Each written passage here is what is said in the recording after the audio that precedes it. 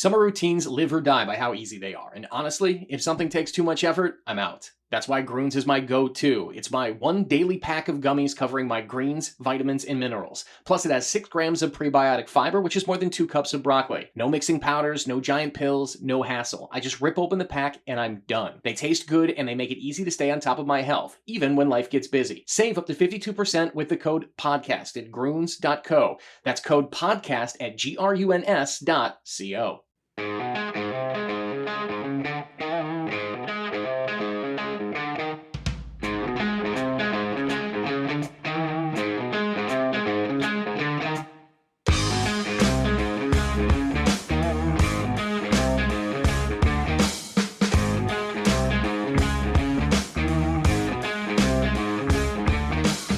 Welcome back. You have found us here, Talk North Podcast Network. This is Wooden Sticks.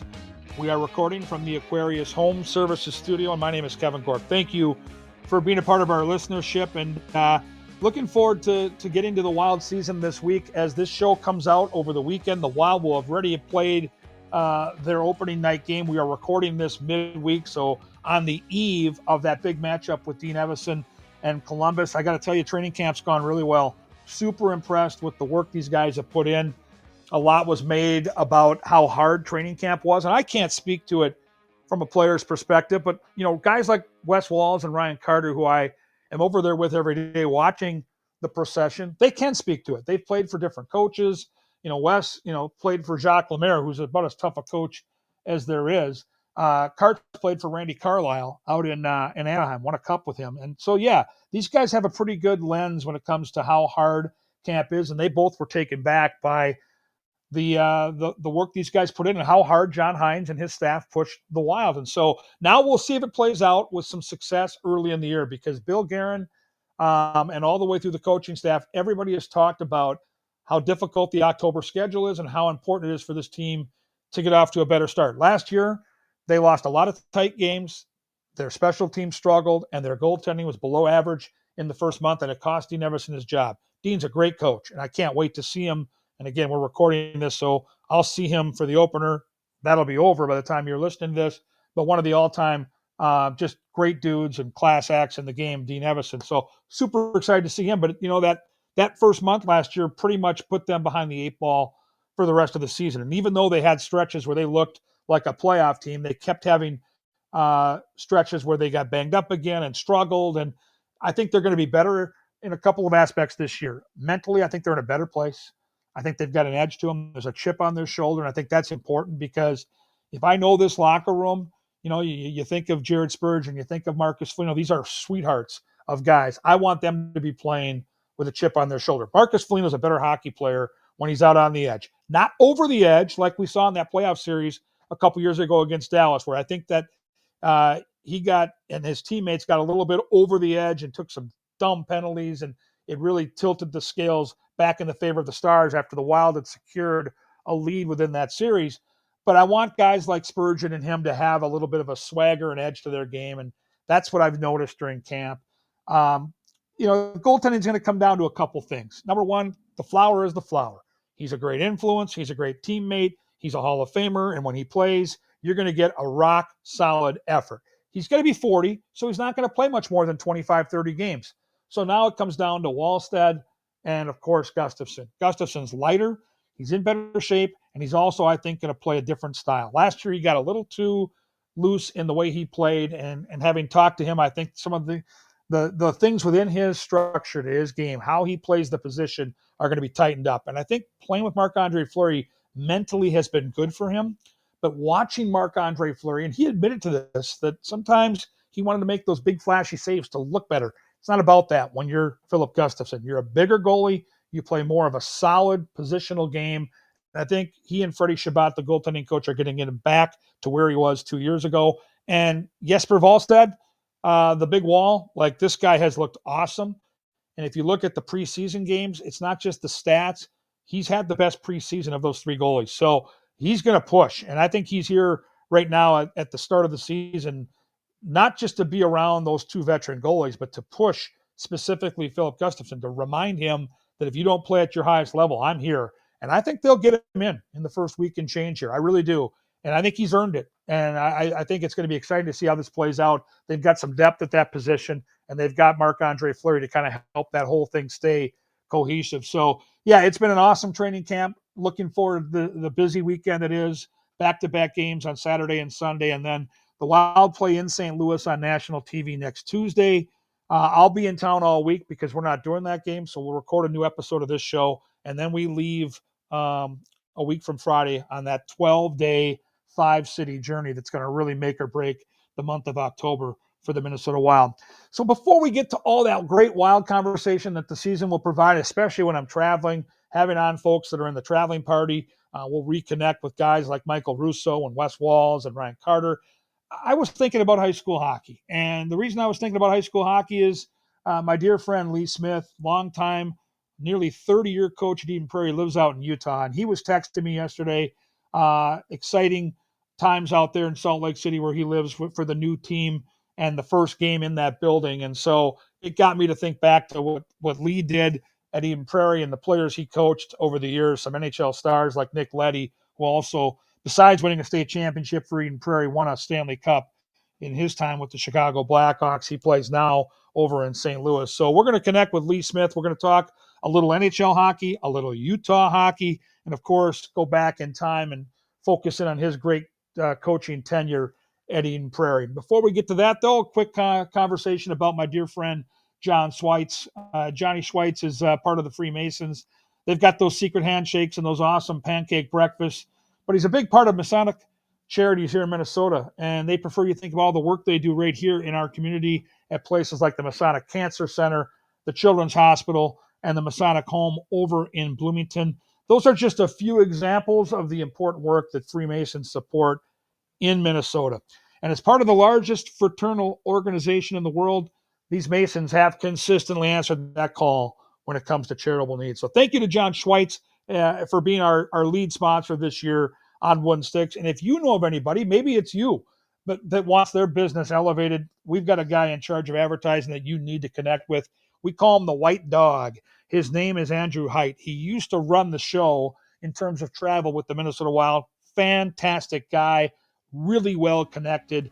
AHEYDT at talknorth.com. Connect with the White Dog and be a part of the show. When we come back, it's Lee Smith right here on Wooden Sticks.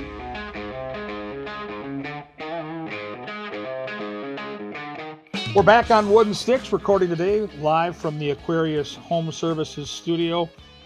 Very excited to be joined by a legendary high school coach on the boys' side in the state of Minnesota, longtime friend of mine, led Eden Prairie to 3 different state championships. My dear friend, joining us from Utah, Mr. Lee Smith.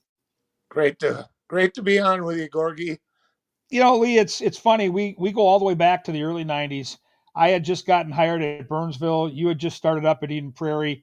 You know, and Burnsville kind of had that renaissance in the 80s with Tom Osiki, and they were on the back end of that, where Eden Prairie was just kind of on the front end of what we've seen since in places like Lakeville and Maple Grove, where the community was kind of small at that point, but starting to grow. How vivid are your memories of those early years? Because, you know, I looked at your bio and I didn't realize this. I knew you coached there for 29 years. I knew you won the 3 state titles, watched you coach in all kinds of big games. I didn't realize that first year was your only losing season at Eden Prairie. That's pretty remarkable. Yeah, I walked into a good situation, just like you talked about, a situation where a city was growing, hockey is becoming more prevalent, along with the talented football team that Mike Grant had always put out there. But I had a belief that if we could learn to skate with you and Burnsville and the Jeffersons and the Edinas, that we would have a chance to have a really good program for quite a while with the numbers coming through. You know, numbers don't necessarily guarantee success. And I look at Wayzata, who's been one of the big dogs in terms of enrollment here for the better part of the last decade and a half. And they've had a state championship, but it hasn't been easy for Wayzata. It hasn't really been easy over in Maple Grove either. They've had the numbers recently. That doesn't guarantee anything. And the other thing I looked at when I looked at your tenure at Eden Prairie is how difficult the section alignment was for your program? Like I think people forget. Well, they hear, oh, Eden Prairie, and you mentioned Mike Grant and what the football team has done.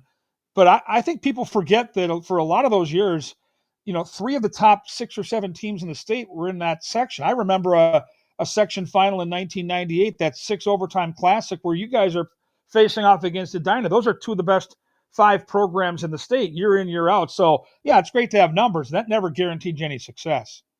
Yeah, I feel pretty proud of the fact that after that year, we lost in 6 overtimes. The next year, we were able to go, and we lost Mm. to Greg Treble's Holy Angels. Great game there. And then we bounced back the next year. We lose to Edina in 2004 overtimes. And then from 2001 to the end of my career, we had a really good run of going to the state tournament. I was proud of that.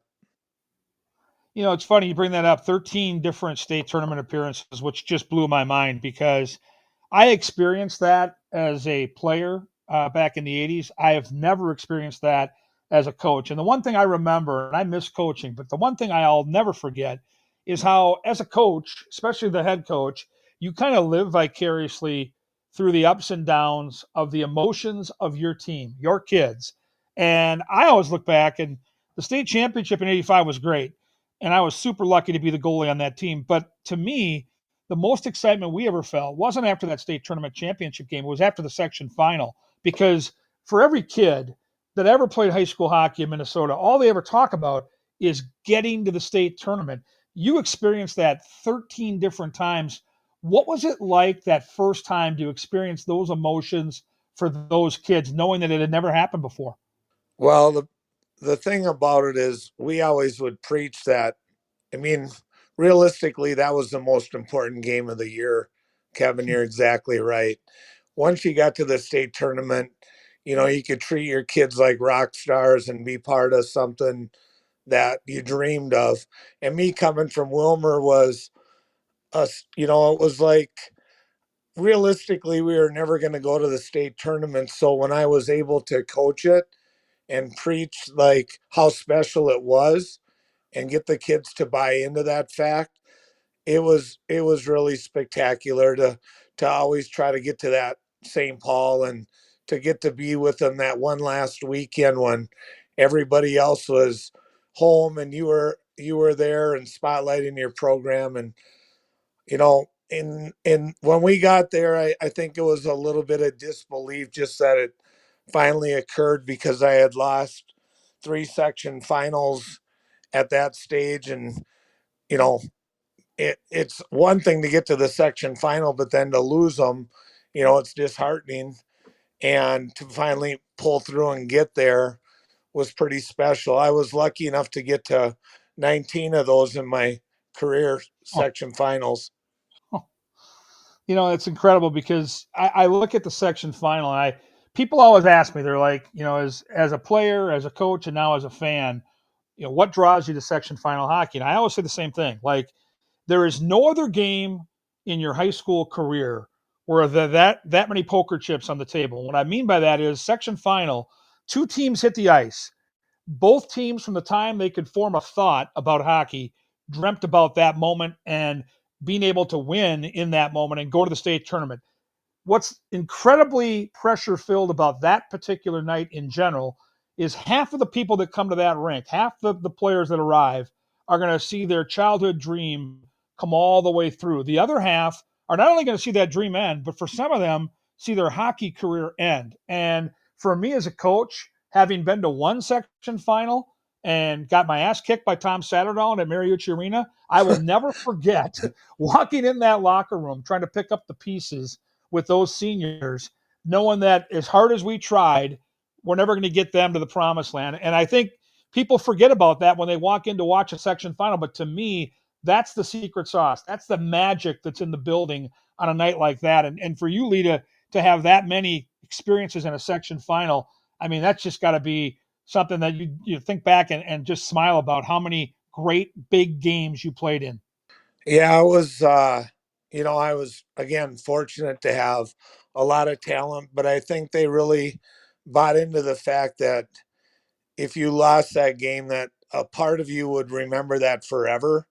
And Hmm. we kind of tried to paint the picture of you will never forget that last game that you ever play with your high school jersey on.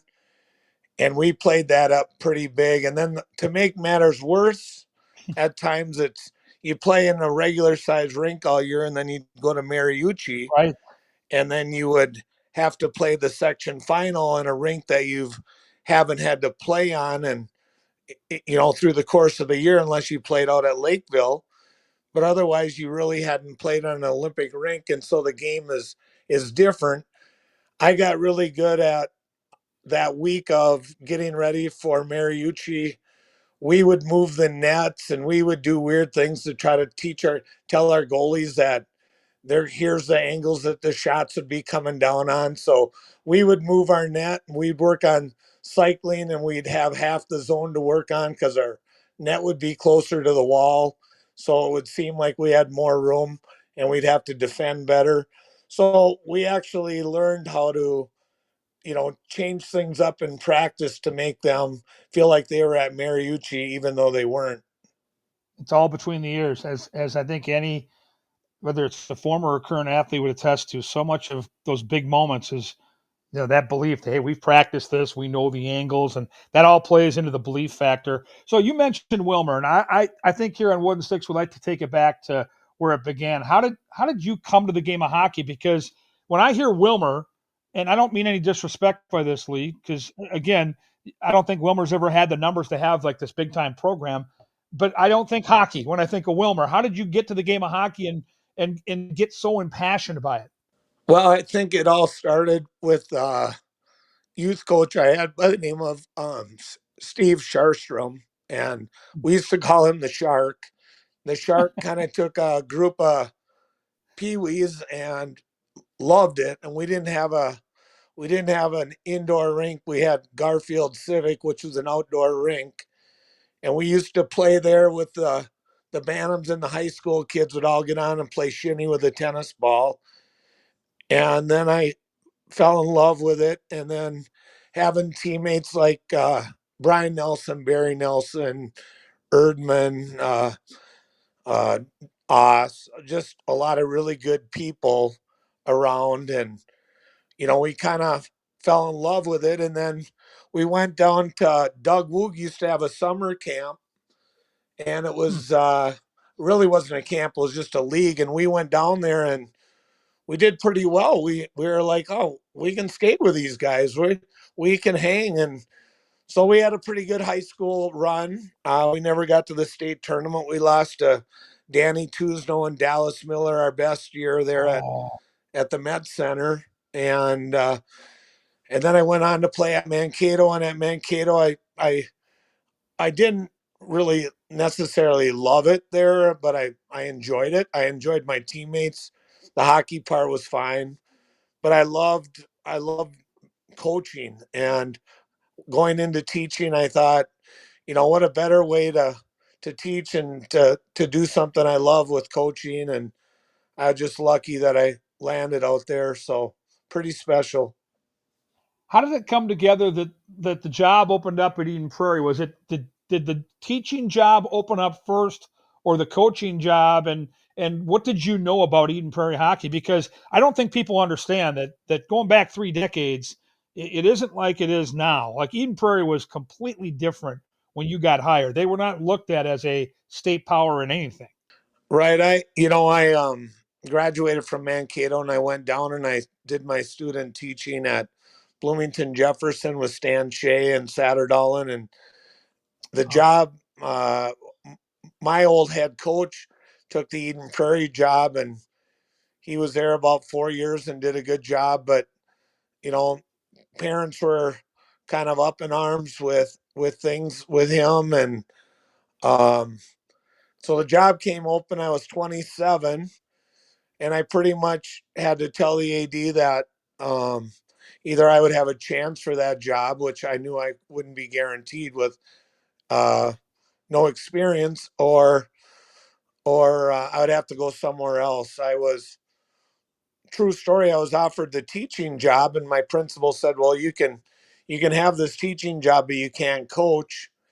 And I said, well, all right, I know that coaching pays, and teaching paid about 28 at that time. So it was a no brainer. And then the next day he called and he said, I liked your answer. I, I was just making sure that you wanted to be a teacher first and so you can coach too. So he allowed me to do it. And that Oh, began the run. unbelievable. I literally, that is just, you were meant to be there. And I think, I look back and I know we have, we met in the early 90s. So we banged heads for a few years before I moved on to the college job at St. Thomas. But I've always been plugged into high school hockey. I've done so many of the section and state tournament games. What I remember the most, Lee, about you as a coach is how you were all in terms of your passion, in terms of your work, but on game nights, you were able to have fun. And what I mean by that is I sometimes got too wrapped up into the emotion of the moment, and I literally was tied up in knots. Whereas I'd look at you, and I remember vividly multiple games at Mariucci where I would be sitting in the stands watching you and pulling for you because you were my friend, but seeing you on the bench, and you had this look on your face where I knew you were having fun. And being able to have fun in those high pressure moments, I think is a gift. And you had that gift. I don't know how you did it because I was nervous just watching. Yeah. Well, I can tell you that in life, you surround yourself with good people. And I always had good assistants and guys that I could trust and guys that would go the extra mile like I would for the kids and want them to be successful and live or die. Like a part of me still aches for the team in 98 that didn't go to the state tournament. That was probably the team of all the teams that I wish would have gone there because they're the guys that really changed Eden Prairie hockey. They were warriors. They didn't know the word no, and they found it out the hard way. And I think after that, we always were to watch the one stride that we didn't take on a back check that he Dinah chipped over our goalie on a great rebound and won in 6 overtimes and had our hearts ripped out. And then from then on, we were able to show them the what it takes to get there. And but I think part of me trying to stay calm and love my players was to have fun and try to let them understand that you got to enjoy that moment. You don't get many times in life to have that kind of pressure, but yet that kind of experience, and to go out and fight your best and accept whatever happened as long as you gave it your best run. Yeah, I think it's ironically that we're talking about that 1998 section final, the six overtime loss to Edina, because if I had to pick a staple from your success in your 29 years at Eden Prairie, it'd be big games, big overtimes, and winning far more than you lost. And I think a testament to that is two of your three state titles were won in either overtime or multiple overtime, and a bunch of those section titles we talked about, 13 state tournament experiences involved either overtime or multiple overtime games. So was there something that you and your coaching staff evolved and maybe learned how to extract from your players because I think of those multiple overtime games and how much success you guys had time and time again, how you guys were able to keep your legs going. Is that something you built throughout the season? Is that something the depth of the roster played a factor in? How did you guys seem to get better as the game went longer? Well, I think that's a great question. I think the thing that I learned in my first 7-8 years of coaching is that you can't win with two lines. You needed to play your depth. And so during the regular season, I grew as a coach in trusting other players and telling them that if they were able to just get pucks out, I didn't care if they scored a goal all year long. If they were able to get pucks out and help us not be trapped in our zone, that they would play in the clutch moments. I promised them that. And so through the course of the year, we would change our lineups to find the guys that could get pucks out and we could trust and would not take dumb penalties. And so we got pretty disciplined and we got good defensively.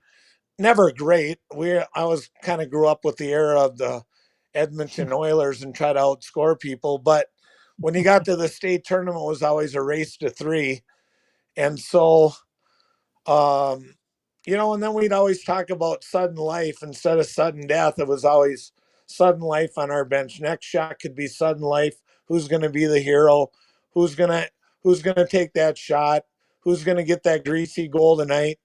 Because they're usually not pretty. In fact, Kyle Rau's goal against Duluth East is probably one of the Oh, greatest all-time goals yes. in the history of high school hockey as far as the state tournament, just in the pressure of that game and to make that play and be even thinking to dive to make that play.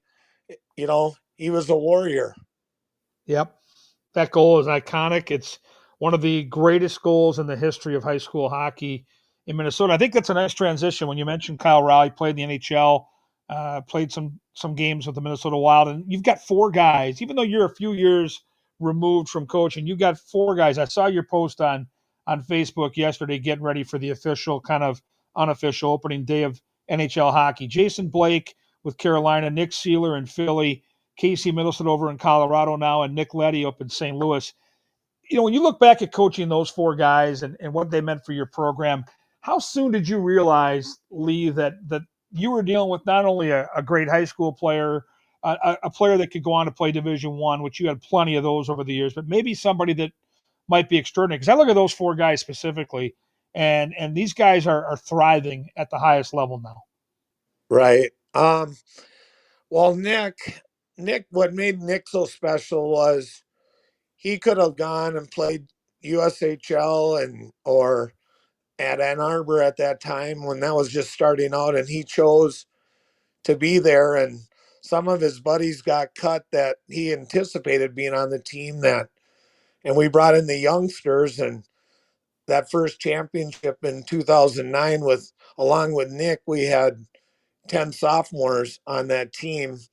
Wow. And so he was just an extraordinary leader. And it wasn't a lot that Nick said. He was a pretty, pretty quiet guy, but he led by example. And he would knock on the door after a game and he might have a goal and 3 assists. And he would say, Coach, is there anything that I can do better? And, you just shake your head after what he just did on the rink and say, no, we'll see you Monday. Thanks for all your hard work tonight. And he's just one of those kids. And Casey was always above everybody at his stage, and he could have left, and he didn't. And Nick Seeler grew. He was like 5'10" as a sophomore and a stud. And as a senior, he was probably 6'3" and just a man. And just watching him transform, uh, you know, and then Jackson is just a unique player, just a special talent, and what he did for us, he won the state tournament, then he goes to Chicago, wins the title for the USHL in overtime, and then he goes and he's a Hobie Baker finalist, at North Dakota. He just a unbelievable talent. And that's not to label all the kids that are still fighting underneath it, that are still trying to get their way there, that still have a good chance. Oh, there's many more in the pipeline. And I want to go back to Nick Leddy because he was a part of that first state championship team, and he's also won a Stanley Cup. And I don't know this, so I'm asking this, kind of wondering what the scenario was. But, I'm so fascinated with the Stanley Cup and what those guys do with their one day with the cup. Was Nick able to bring that cup back to Eden Prairie? He sure did. Oh, He brought it back, and I got pictures on my phone of my young sons at that stage looking up to him, taking pictures with it, and him going off after that. But he spent like 3 hours at the Eden Prairie Community Center taking pictures for all the people in that community, and that was the start of a lot of special things out there. Yeah, and it's funny because over my 19 years now covering the NHL, I've had a chance to interview Nick numerous times and connect with him, and just such a, as you mentioned, kind of a quiet guy, stoic guy, but such a class act. And then I think of Nick Sealer. I got to tell you, one of my very favorite players I ever covered with the Minnesota Wild. That guy, Nick Sealer's an animal, man. I don't know what you guys were able to extract from him, but the one thing I know about him is that guy stands up for his teammates like nobody I've ever seen. It doesn't matter who's out there running his teammates. He'll drop the mitts. He'll protect teams. He'll block shots. Like he's one of those guys that whatever it takes, he's going to get the job done, and that's super impressive. No, no question about it. Nick, I coached a guy by the name of Stu Bickle and Nick Sealer, and those two are by far the toughest guys I've ever coached while at Eden Prairie. Stu Bickle would take a hit and he'd come back and he'd be shaking his head. Stu, you gonna calm down? Yeah. You gonna calm down? Yeah. Next shift, he'd go out there and run somebody, take a penalty, and just and Nick was the same way. Nick didn't play as much in the 2009 state tournament. He got a couple shifts late, and he went and stapled a kid at 5'9", 175. Took a penalty against to get in the to get on the score sheet. But then in 2011, he was the captain, a whole different player, ran the power play, just an absolute stud. And Nick, you always knew was gonna be continue to get better and better because his work ethic was just both of the Knicks, their work ethic was to die for. Just watching those guys every day at practice getting better. So I know you still like me will keep tabs on high school hockey. It's in our blood. It's in our DNA. Growing up here in Minnesota, no matter where we're living, no matter what we're doing, we're tracking it.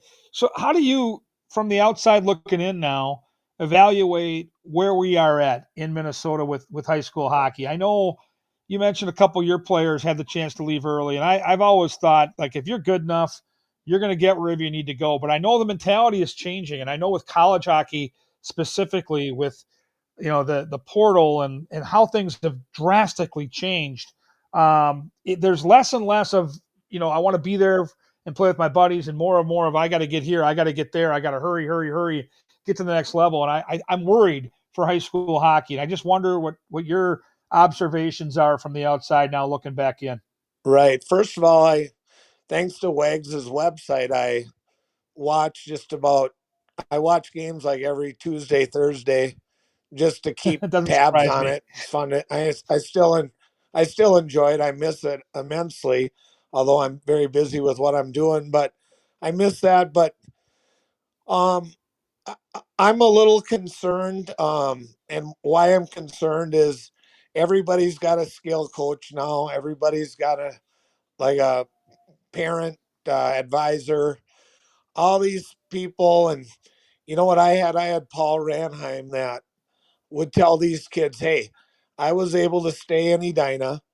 I was able to go to Wisconsin, and I was able to do it the right way. I took every step on the ladder and I didn't skip steps.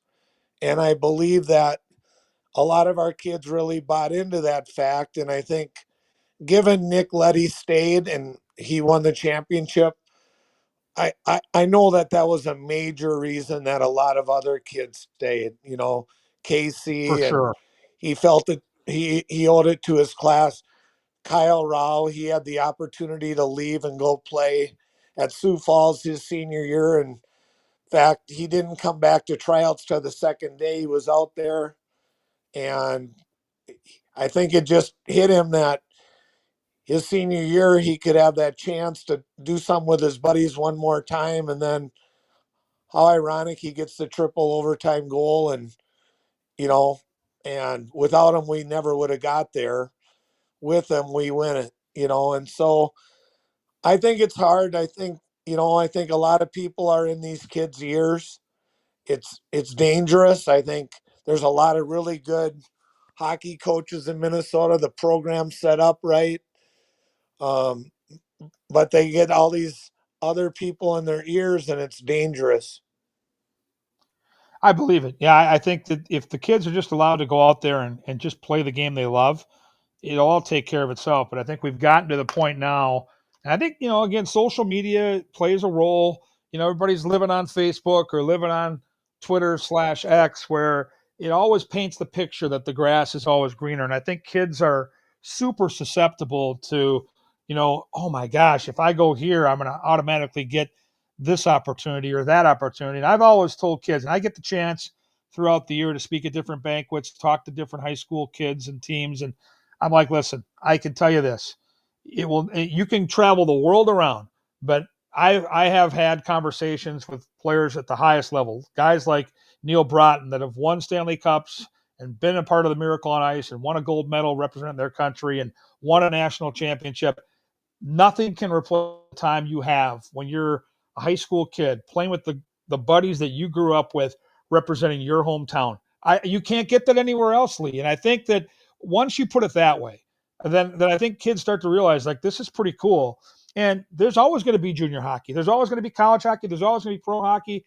And if you're good enough, you're going to get there. But I think kids sometimes, and I think parents too, get kind of a little bit distracted by the big carrot and not really realize that the journey is more than half the fun.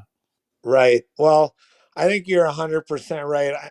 An interesting story. 2 weeks ago, the Utah Hockey Club started practicing right after us here in Utah.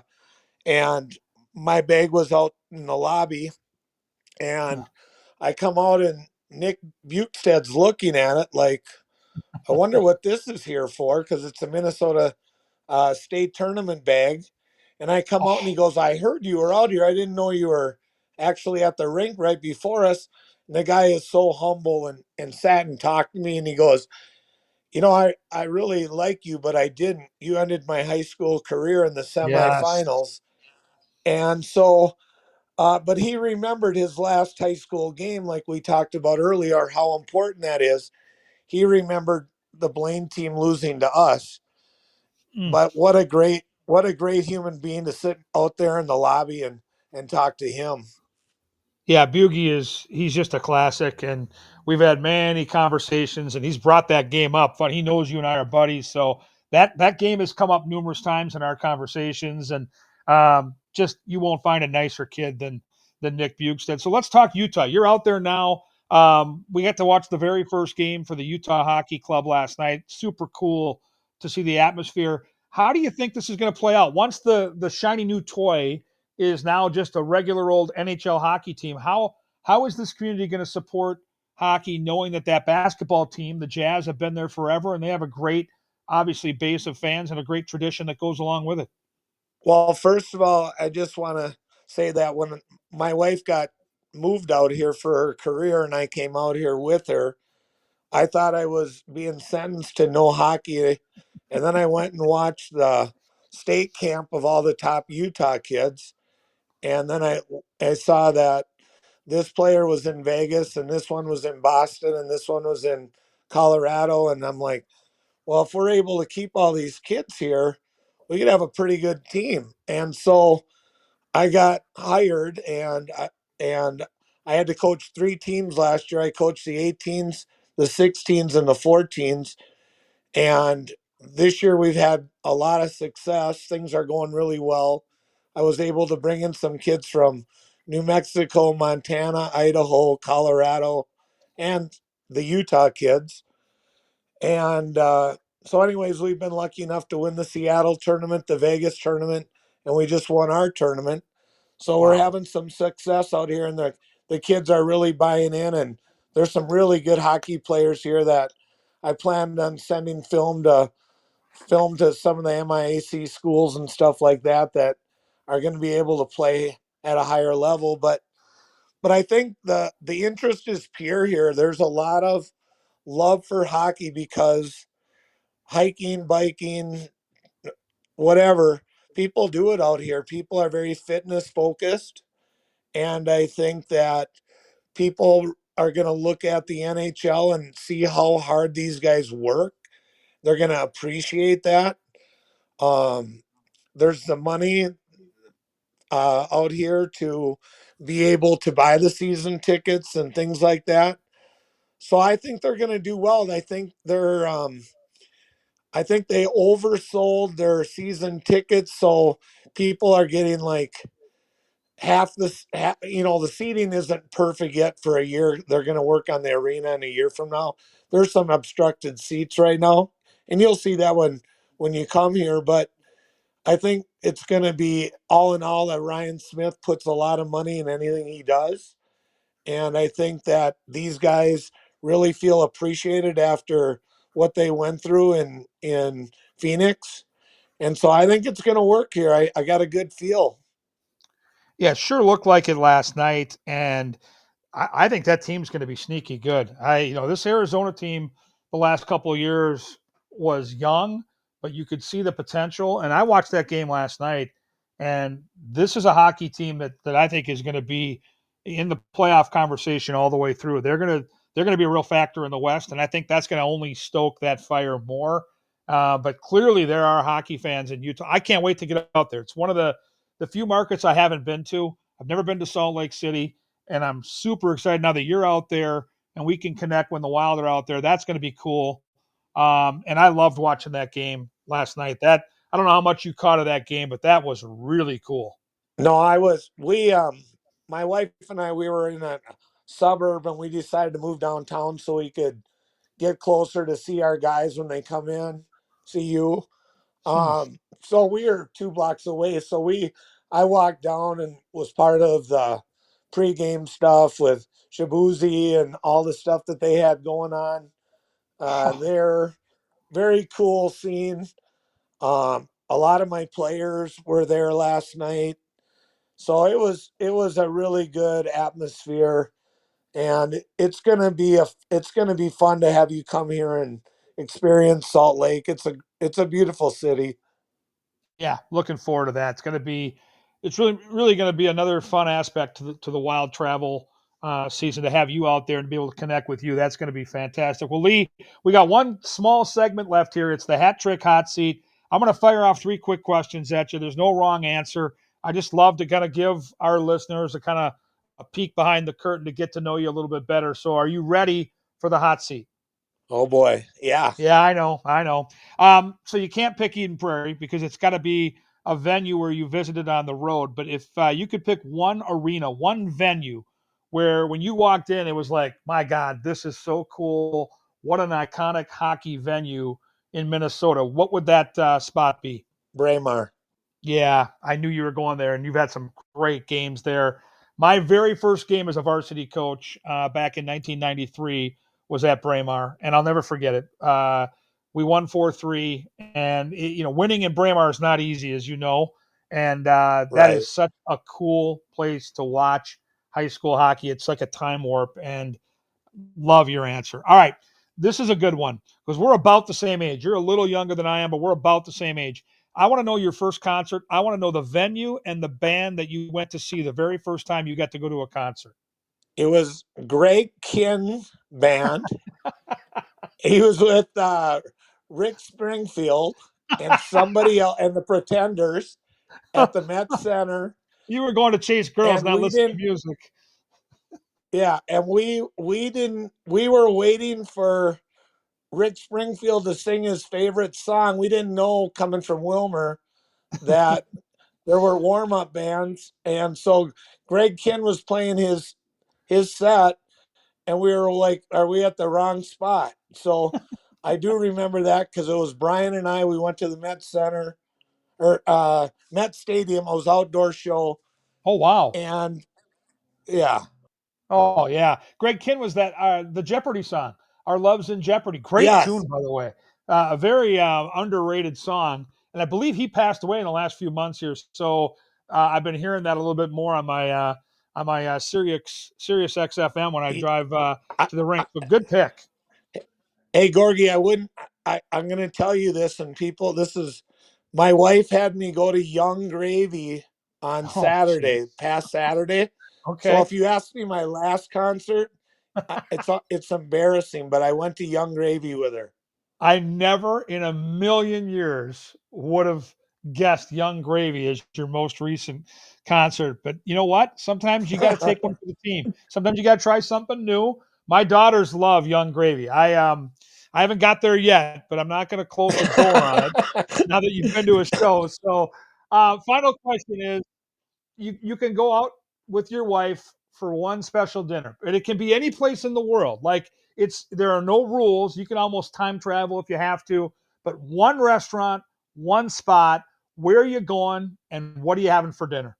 There's a restaurant in Cabo San Lucas that is on the beach that we like a lot. I can't think of the name of it, but our favorite place to get away is Cabo because it's like San Diego, but we like Mexico a lot. So I Oh, would say we would be going to Cabo together. what would you be having in that special meal, though? Would it be authentic food from that part of the country or the world, or would it be something unique? I think we'd probably go a little surf and turf. I think we'd do There a you little go. sea bass and a fillet and call it a Oh, day. great way to close the conversation. The old sea bass trick.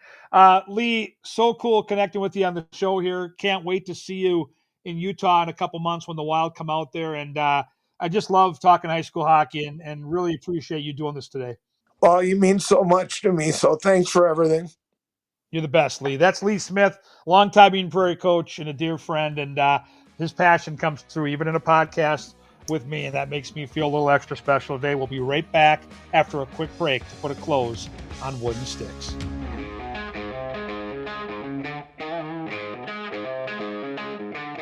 Great to hear that emotion from my dear friend Lee, and I understand it.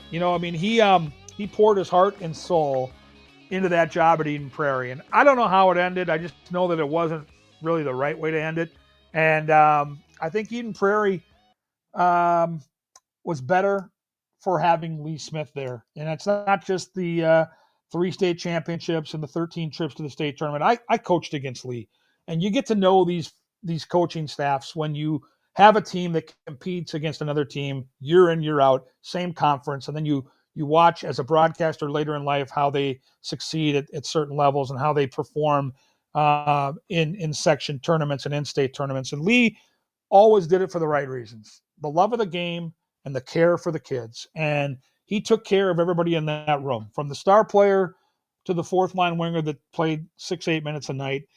Lee was the guy that took care of everybody in that room. And so, yeah, I think he misses it. I think it's not always easy for Lee to talk about it. And I appreciate the fact that he's willing to have these conversations. And, I think you could feel it, especially in the close of the show, how much he really cared for and now misses Minnesota high school hockey. And I think he's doing wonderful work where he is out in Utah. And I can't wait to see him in December when the Wild are out there. And that's kind of what this show is all about, man. We're taking it old school. We'll take it back.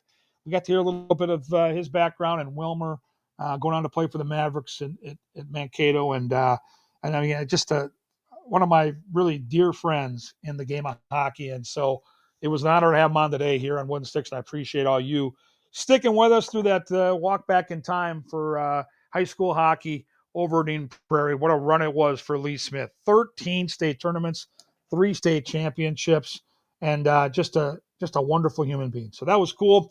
We're going to get back to Wild hockey next week. I promise. Some sort of tied to either the North Stars or the Wild as we kind of embark on the start of the season. Look forward to seeing you guys all in TV land as we have a busy couple weeks ahead. I mentioned the games this weekend, Saturday and Sunday.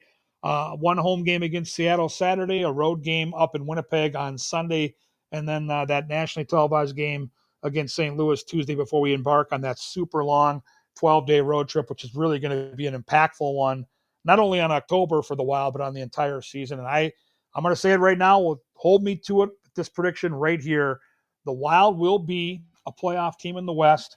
They will get to 100 points plus, and I say they win a round in the playoffs. I'm sticking to it. I think they're going to be a much healthier team this year, and I know from watching training camp that this team is a better hockey team than the team we saw last year. So I'm on record right here with that prediction. Thanks again for listening to Wooden Sticks. We'll catch you next week during the first week of the travel season.